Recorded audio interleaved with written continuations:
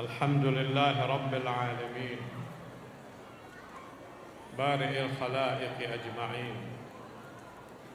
أشهد أن لا إله إلا الله الملك الحق المبين، وأشهد أن سيدنا محمدًا عبده ورسوله المبعوث رحمة للعالمين، وعلى آله الطيبين الطاهرين، واللعن الدائم على أعدائهم أجمعين من يومنا هذا إلى قيام يوم الدين. رب اشرح لي صدري ويسر لي أمري واحلل عقدة من لساني يفقهوا قولي. سبحانك لا علم لنا إلا ما علمتنا إنك أنت العليم الحكيم. Para pecinta-pecinta Al-Imam Abi Abdillah Al-Husain yang hadir di tempat ini dengan penuh semangat, ketulusan, dengan penuh keberanian dan kesetiaan untuk Al-Imam Abi Abdillah Al-Husain. Assalamualaikum warahmatullahi wabarakatuh.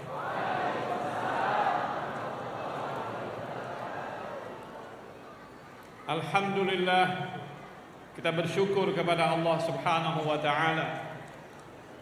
Pada siang hari yang berbahagia ini kita bisa hadir untuk memperingati hari Ashura, hari yang paling menentukan sejarah manusia,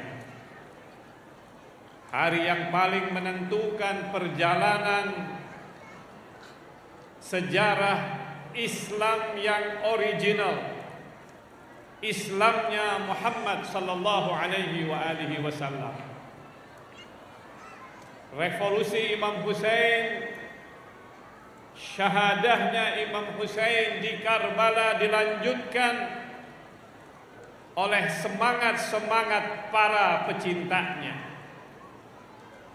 oleh semangat-semangat ibu-ibu yang cinta kepada Sayyidah Zainab alaihissalam, anak-anak muda yang melanjutkan perjuangan Aliul Akbar, anak-anak kecil kita yang melanjutkan perjuangan Aliul Asghar. Berkat semua ini, perjalanan perjuangan Imam Husain di Karbala berlanjut. Al-Islam bad'uhu Muhammadiyun wa baqa'uhu Husainiyun. Islam dimulai oleh datuknya Al-Husain yang bernama Muhammad sallallahu alaihi wa alihi wasallam. Salawat.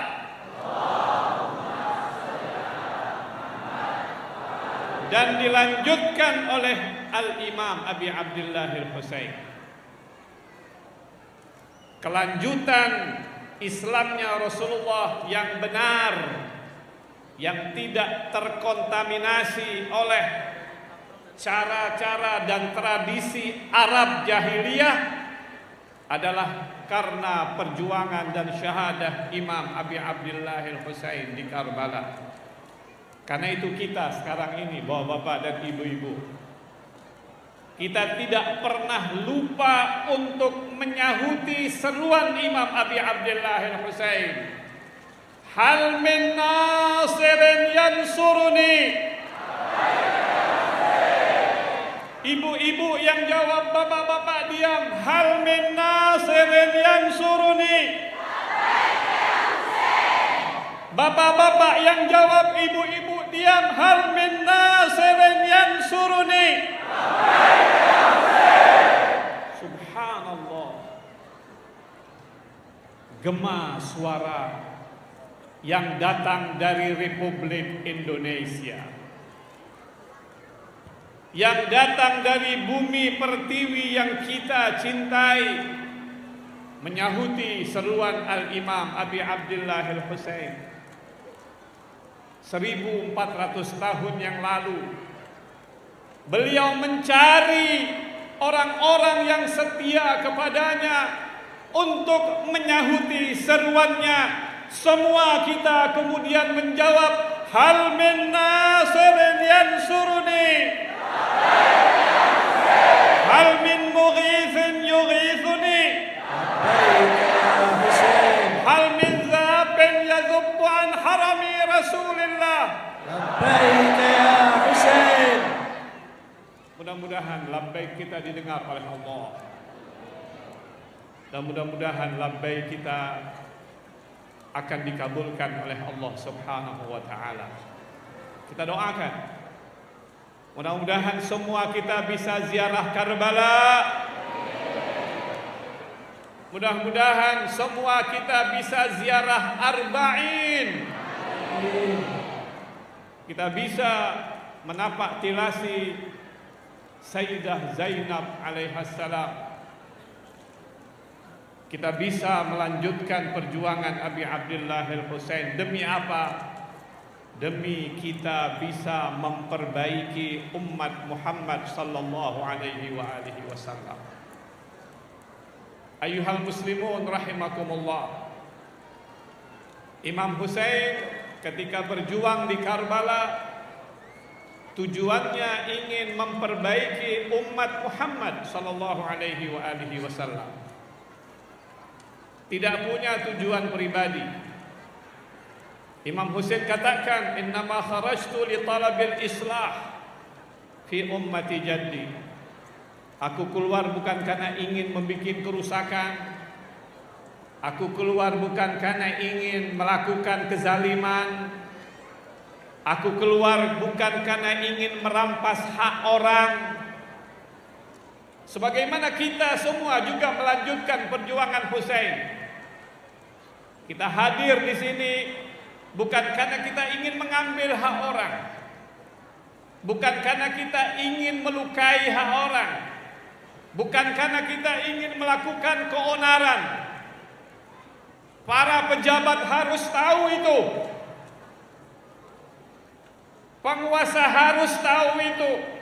Pengikut Imam Husain adalah orang-orang yang setia dengan misinya Imam Abi Abdullah al-Husain. Bukan karena ingin melakukan keonaran, membuat perpecahan, karena ingin memperbaiki umat Muhammad sallallahu alaihi wa alihi wasallam. Itu misi Abi Abdullah al-Husain. Melawan kezaliman, melawan yang namanya ketidakadilan. Kenapa? Karena manusia berhak untuk mendapatkan keadilan dalam hidupnya. Imam Husain alaihi salam adalah simbol dari tokoh yang berdiri tegak untuk melawan yang namanya kezaliman dan ketidakadilan, walaupun kemudian nyawanya harus terkorban. Sayyidah Zainab alaihassalam yang disebut dengan Ummul Masaib, seorang ibu yang paling banyak mendapatkan ujian dalam hidupnya, seorang ibu yang paling banyak melihat segala macam ujian-ujian dalam hidupnya. Dia adalah wanita yang melanjutkan perjuangan Abi Abdullah al-Husain. Ada berapa banyak anak-anaknya yang gugur syahid? Sebagian riwayat mengatakan 4, sebagian mengatakan 3. Gugur di Karbala bersama Abi Abdullah al-Husain. Tahukah ketika pertama kali dia kembali ke kota Madinah, orang-orang Madinah bertanya kepada Sayyidah Zainab, bagaimana keadaan anak-anakmu ya Sayyidah Zainab? Sayyidah Zainab tidak jawab. Kalian harus tanya bagaimana Abi Abdullah al-Husain. Abi Abdullah al-Husain adalah yang pertama dan utama. Anak-anak menjadi urutan kesekian. Kecintaan, kesetiaan, dan ingin melanjutkan perjuangan Imam Abi Abdullah al-Husain. Jadi memang Imam Abi Abdullah al-Husain punya satu tujuan, ingin memperbaiki umat Nabi Muhammad sallallahu alaihi wasallam. Di saat itu umat Nabi Muhammad dikuasai oleh kezaliman Bani Umayyah. Pemimpin yang zalim pada waktu itu yang bernama Yazid bin Muawiyah alaihi la'nah. Dia seorang penguasa yang sangat zalim, membunuh setiap orang yang menentang kekuasaannya, terutama yang disebut sebagai Syi'atu Ali Amiril Mukminin, dibunuh satu demi satu. Korupsi besar-besaran. Setiap kali kekuasaan Bani Umayyah menguasai sebuah negeri, maka seluruh kekayaan yang ada di negeri itu dibagi-bagi hanya untuk keluarganya dan konco-koncoknya. Sebagian besar kaum muslimin pada waktu itu hidup dalam keadaan kesulitan. Imam Husain melihat ketidakadilan. Imam Husain tidak akan pernah diam. Imam Husain mau disogok. Imam Husain ditawarkan berbagai macam kelebihan. Tapi Imam Husain alaihi salam menolak semua itu. Sampai Imam Husain mengatakan, apabila aku berbaiat kepada orang seperti Yazid, itu namanya aku mengucapkan selamat tinggal kepada Islam. Tapi demi Islam, Imam Husain rela berkorban, syahid di Karbala. Karena itu ikhwani wa akhwati, berhadapan dengan ketidakadilan adalah prinsip Rasulullah dan ahlul baitnya. Rasulullah sallallahu alaihi wasallam ketika muncul pertama kali di Mekah, siapa yang beliau hadapi? Yang beliau hadapi adalah para kapitalis Mekah, Quraisy Mekah. Kapitalis zalim yang ada di Mekah, yang hanya ingin menghirup darah orang-orang kecil. Rasulullah bangkit melawan mereka. Dan kemudian Rasulullah diikuti oleh orang-orang yang kecil dan orang-orang yang lemah. Insya Allah kemudian Rasulullah berhasil di akhir hayatnya. Imam Ali alaihi salam berjuang juga begitu. Sampai Imam Ali di akhir hayatnya berkata kepada kedua anaknya Al-Hasan wal Husain, kuna lil zalimi khasma walil mazlumi auna. Wahai Hasan, wahai Husain, jadilah kalian berdua melawan yang namanya ketidakadilan. Lawan ketidakadilan, bela orang-orang yang teraniaya. Dan ini dilanjutkan oleh Al-Imam Al-Hasan, dilanjutkan oleh Al-Imam Abi Abdullah Al-Husain, dan dilanjutkan oleh anak-anaknya Al-Imam Ali bin Abi Thalib alaihi salam. Dan karena itu ikhwani wa akhwati, sampai sekarang kita lihat anak-anaknya Al-Imam Ali bin Abi Thalib yang sekarang ini dapat kita lihat di dalam kancah dunia. Mereka bela Palestina, mereka bela Gaza ketika semua orang diam. Ketika semua penguasa-penguasa muslim tidak berani bersuara, tidak berani memprotes Amerika dan Israel. Pembantaian terjadi di Gaza sampai sekarang ini lebih daripada 80.000 nyawa muslim dan muslimah dibantai di Gaza. Tidak ada yang protes. Tidak ada yang berani melawan Amerika. Siapa yang muncul? Siapa yang berteriak? Siapa yang berani mengirimkan rudal-rudalnya, balistik-balistiknya ke Israel? Yang berani melakukan itu adalah putranya Al-Imam Abi Abdullah Al-Husain. Salawat.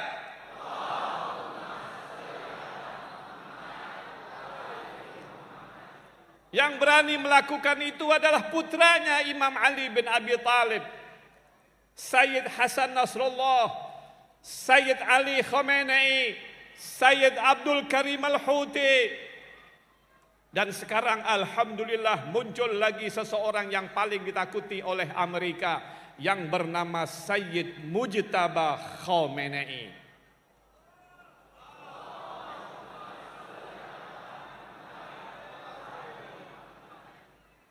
Kita sebagai pengikut Abi Abdillah Al-Husain, kita bersama Al-Husain, bersama mereka-mereka yang melanjutkan perjuangan Al-Husain.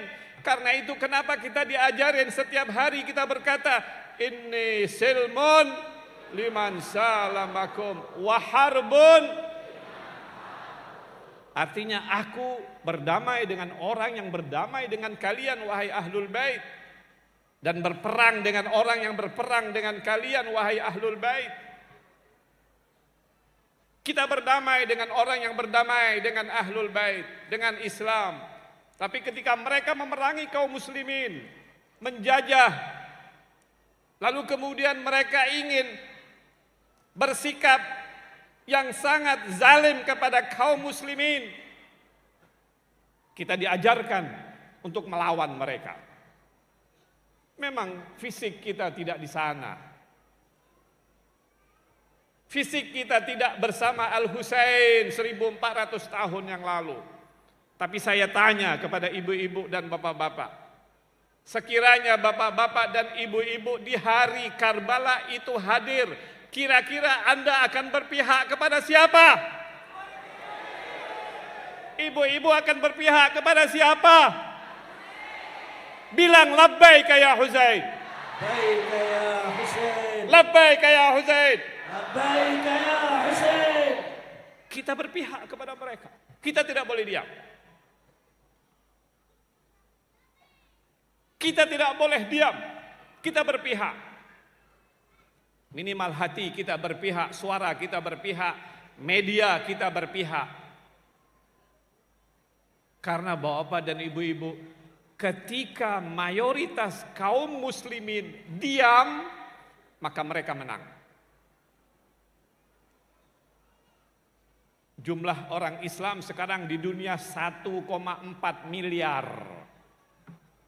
Penduduk Timur Tengah itu jumlahnya orang Arab, bukan orang Parsi. Jumlahnya 450 juta orang. Israel jumlahnya 9 juta orang. 450 juta mati di hadapan 9 juta Israel. Kenapa? Karena tidak ada Imam Husain alaihissalam. Labbaika ya Husain. Labbaika ya Husain. Labbaika ya Husain. Labbaika ya Husain. Labbaika ya Husain. Kalau banyak lalu kemudian seperti buih, tidak memiliki energi, tidak memiliki keberanian, maka kata hadis ia disebut hamajun ru'a. Buih-buih banyak tetapi kosong. Sedikit tapi berkualitas.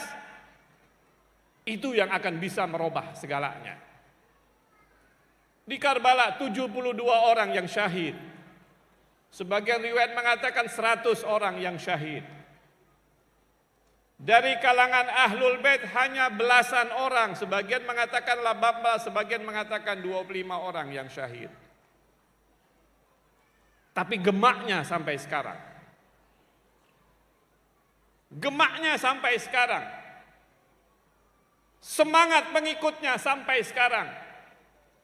Sekiranya kita tidak hadir secara fisik bersama Imam Abi Abdillah Al-Husain di Karbala, tetapi hati kita selalu bersama Abi Abdillah Al-Husain. Karena itu kita katakan kullu yaumin, kullu ardin, kullu yaumin, kullu ardin, kullu yaumin, kullu ardin. Setiap hari adalah Asyura dan setiap jengkal tanah adalah Karbala. Maksudnya Husain tidak akan mati di dalam hati kita. kapanpun, dimanapun.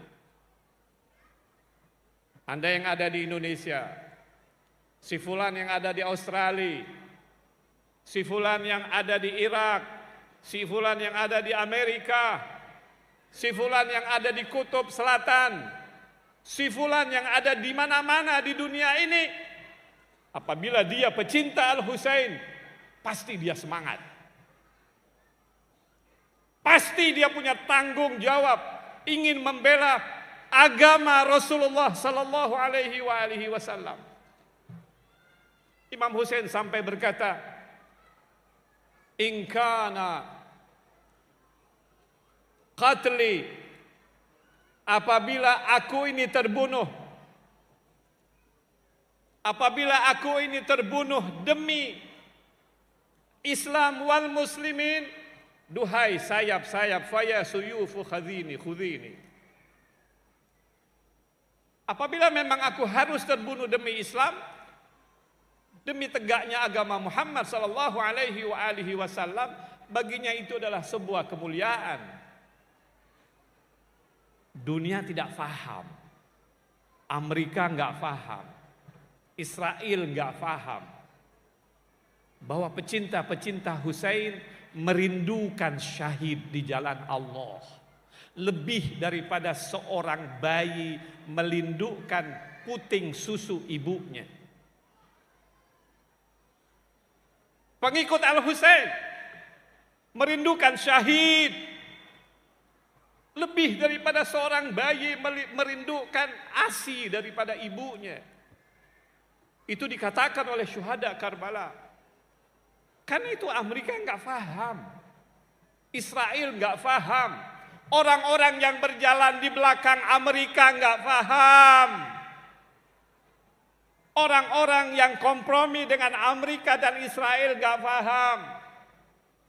Ini filosofi yang sangat tinggi, ini suara langit, ini suara Amirul Mukminin, ini suara Muhammad sallallahu alaihi wasallam.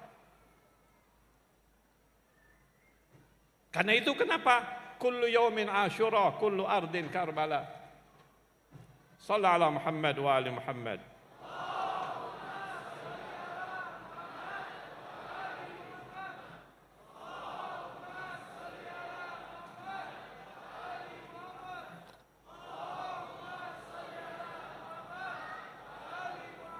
Bapak-bapak dan ibu-ibu yang kami muliakan, ada satu hal yang menjadi rahasia semua semangat pengikut Abi Abdillahil Husain setiap tahun muncul di seluruh dunia.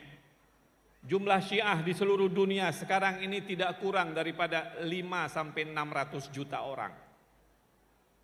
Anda jangan merasa minor. Kita bukan minoritas dalam pengertian seperti itu. Pengikut Imam Husain di mana-mana. Ada yang berani mengekspresikan secara publik, ada yang tidak berani mengekspresikan secara publik. Itu adalah strategi. Tetapi pengikut Imam Husain banyak. Di hati-hati banyak orang Muslim cinta kepada Imam Husain alaihissalam.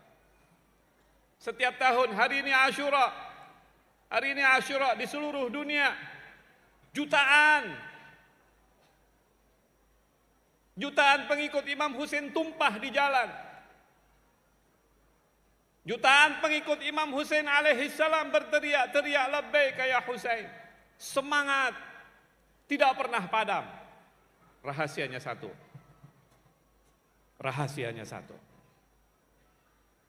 Rahasianya adalah menangis untuk Imam Husain alaihissalam. Tangisan untuk Imam Husain, kata Imam Khomeini, yang membuat energi kita tidak pernah habis dan padam. Imam Khomeini sampai mengatakan semua kita berhutang budi pada Muharram dan Asyura dan Imam Husain alaihissalam. Labbaika ya Husain. Labbaika ya Husain. Labbaika ya Husain. Labbaik ya Husain. Labbaik ya Husain. Tangisan kita untuk Imam Husain menjadi sebuah energi yang sangat kuat. Ini di luar logika. Di luar logika dunia, di luar logika material. Itulah kenapa imam-imam menyuruh kita menangis untuk Imam Husain. Karena dalam tangisan itu ada sebuah energi yang sangat kuat. Nangisnya bukan nangis yang sifatnya pasif, tetapi nangis yang sifatnya aktif. Nangis untuk Imam Husain mengaktifkan kita punya energi, menjadi semangat. Menjadi semangat untuk kita membela kebenaran yang dibawa oleh Rasul sallallahu alaihi wasallam. Karena itu Bapak dan Ibu-ibu, dua, satu tangisan yang memberikan energi, dan yang kedua adalah tepuk dada kita, latmiyat, latam. Siapa yang paling takut apabila ada orang-orang Syiah menepuk dada? Siapa yang paling takut? Kalau di Indonesia Wahabi paling takut. Kalau di dunia yang paling takut adalah Israel. Paling takut mereka. Semakin kita tepuk dada kuat-kuat, semakin goncang istana-istana orang zalim. Kita pukul dada di sini, orang-orang zalim goncang. Israel goncang. Karena itu nanti saat kita matam, tepuk dada kuat-kuat. Obat yang kena sakit jantung bisa sembuh karena pukulan dada kita. Percaya kepada Imam Abi Abdillahil Husain alaihi salam. Siap untuk tepuk dada yang kuat. Tangisan kita, maktam kita adalah semangat yang tidak akan pernah padam karenanya. Karena itu Bapak dan Ibu-ibu, suatu hari Imam Khomeini rahmatullahi alaih, ketika beliau masih di Nopel 1, sebelum tahun 78, sebelum dia pulang ke Teheran, dia berada di Paris, di sebuah desa namanya Nopel 1. Pada waktu itu Syah Iran sudah mulai goyang. Syah Iran pada waktu itu adalah bonekanya Amerika di Timur Tengah yang paling kuat. Israel jauh di bawahnya. Kalau sekarang ini Israel yang paling kuat, boneka Amerika. Tapi pada waktu itu adalah Syah Iran. Imam Khomeini mau tumbangkan dia. Barat berpikir, ini orang yang mau menumbangkan Syah Iran yang demikian kuat. Pasti orangnya, hatinya baja. Pas pada waktu itu hari-hari Muharram, pas hari Asyura, kumpullah orang-orang bersama Imam Khomeini. Ketika dibacakan maktal tentang Imam Husain, menangis Imam Khomeini terseduh-seduh, janggutnya sampai basah. Wartawan bertanya, nangis untuk siapa ini orang? Yang karenanya kemudian janggutnya sampai basah, yang karenanya kemudian dia bergetar-getar. Siapa orang yang sangat ditakuti oleh Khomeini? Jawabannya hanya satu. Dia menangis untuk Al-Imam Abi Abdillahil Husain. Dan karenanya kemudian dia mendapatkan energi kekuatan yang abadi. Orang-orang Syiah di mana-mana menangis untuk Al-Husain. Karena menangis untuk Imam Husain berbeda dengan tangisan untuk yang lain. Ini menjadi rahasia, energi yang kuat dalam tubuh setiap kita. Karena itu ikhwan wa akhwat, masuk saja bulan Muharram, tumpah itu air mata untuk Imam Abi Abdillahil Husain yang tidak pernah terjadi untuk siapapun dalam sejarah kemanusiaan. Dan ini akan terus abadi sampai hari kiamat. Karena itu Bapak dan Ibu-ibu, hari Asyura, kullu yaumin Asyura, kullu ardin Karbala, Dari situ kita ingin mengambil sebuah semangat baja Imam Hussein untuk masa depan diri kita, masa depan bangsa kita, masa depan kemanusiaan. Karena Imam Hussein adalah inspirator yang paling besar dalam kehidupan kemanusiaan. Tadi Ustadz Zahir sudah kutip sejumlah tokoh-tokoh dunia yang menyebutkan betapa inspiratifnya Imam Hussein alaihissalam. Untuk dunia non-muslim, apalagi untuk dunia muslim. Mari sama-sama, setelah Asyura ini, kita terus mengingat Imam Hussein. Baca tentang Imam Hussein. Latihan maktam harus di mana-mana. Kita bangga sekarang ini anak-anak muda kita jago-jago maktam. Ibu-ibu kita luar biasa bisa bermaktam. Dan itu harus kita sosialisasikan kepada seluruh pengikut-pengikut Ahlul Bait. Bukan hanya nanti maktam di bulan Muharram. Kalau bisa kita maktam dalam setiap syahadah para imam Ahlul Bait alaihimussalam. Karena maktam itu akan menjadi sebuah energi yang paling besar untuk menjaga mahabbah kita kepada keluarga Rasulullah sallallahu alaihi wasallam. Bapak dan ibu-ibu yang sangat saya muliakan, di akhir saya ingin mengucapkan terima kasih yang sebesar-besarnya kepada seluruh yang hadir. Dan mudah-mudahan Allah Subhanahu wa taala akan mengabulkan doa-doa kita semua. Salah satu doa yang saya harapkan dari semua, sebagaimana yang tadi Ustadz Ahmad Hidayat sudah sampaikan, kita berdoa mudah-mudahan tahun depan kita sudah punya gedung sendiri insya Allah. Gedung yang lebih luas daripada ini insya Allah. Sehingga kita bisa menampung ribuan. Bahkan saya sangat-sangat berkeinginan dan berharap mudah-mudahan kita bisa maktam di luar. Maktam di luar tentu dengan koordinasi para panitia, tapi kalau nanti kita sudah punya gedung sendiri, kita bisa bermaktam di bawah langit terbuka. Setuju? Labbaik ya Husain. Labbaik ya Husain. Labbaik ya Husain. Wassalamualaikum warahmatullahi wabarakatuh.